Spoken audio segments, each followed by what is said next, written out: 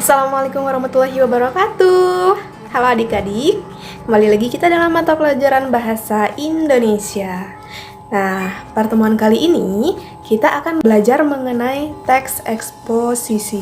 Sebelumnya, kita harus sudah tahu apa itu pengertian teks eksposisi. Nah, menurut Kamus Besar Bahasa Indonesia, teks eksposisi adalah uraian atau paparan yang bertujuan menjelaskan maksud atau tujuan. Jadi, teks eksposisi atau karangan eksposisi adalah suatu bentuk tulisan yang berusaha menerangkan ataupun menguraikan satu pokok pikiran yang dapat memperluas pandangan atau pengetahuan seseorang. Si pembaca dapat mengetahui informasi-informasi apa atau pengetahuan-pengetahuan apa yang didapat dari teks tersebut. Seperti itu. Unsur teks eksposisi dibagi menjadi dua. Yang pertama adalah fakta dan yang kedua adalah gagasan ataupun opini. Nah, yang pertama yaitu fakta. Fakta merupakan suatu keadaan ataupun peristiwa yang merupakan kenyataan. Jadi, dia bukan rekayasa, bukan suatu ide dari seorang penulis. Jadi, fakta merupakan sesuatu yang benar-benar ada atau benar-benar terjadi. Nah, sudah tidak perlu dibuktikan lagi kebenarannya. Nah, fakta itu sendiri berfungsi untuk memperkuat gagasan ataupun karangan sehingga diharapkan lebih meyakinkan pembaca. Lalu yang kedua yaitu gagasan atau opini. Nah, gagasan atau opini ini kebalikan dari fakta. Karena apa? Karena gagasan atau opini disebut juga dengan ide ataupun pendapat. Nah, isinya berupa pernyataan yang mungkin berupa komentar, penilaian, ataupun saran dari seorang penulis.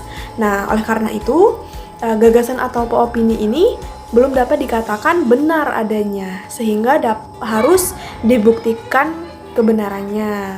Kalian harus bisa membedakan antara fakta dan gagasan atau opini. Oke, materi yang ketiga yaitu pola pengembangan teks eksposisi.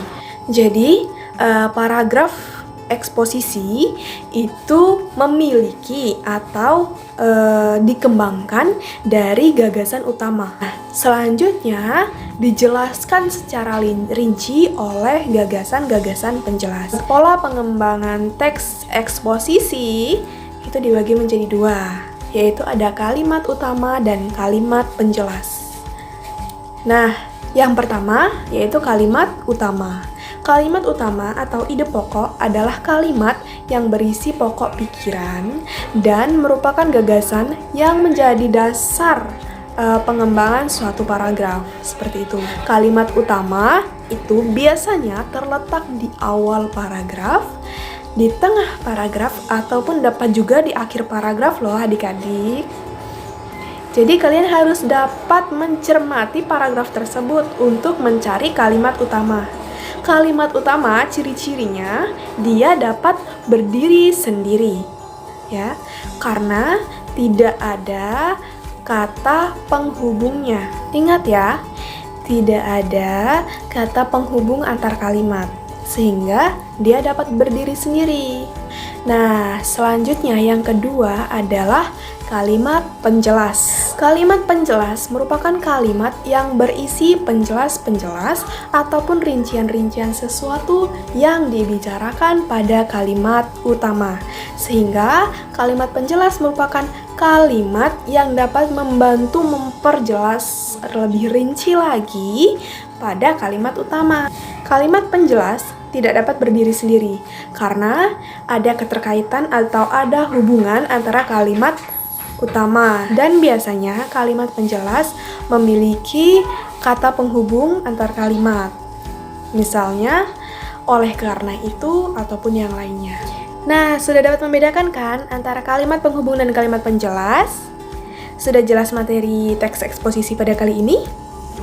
Baik, jika sudah jelas, selamat bertemu pada pertemuan selanjutnya. Saya akhiri. Wassalamualaikum warahmatullahi wabarakatuh. Selamat belajar.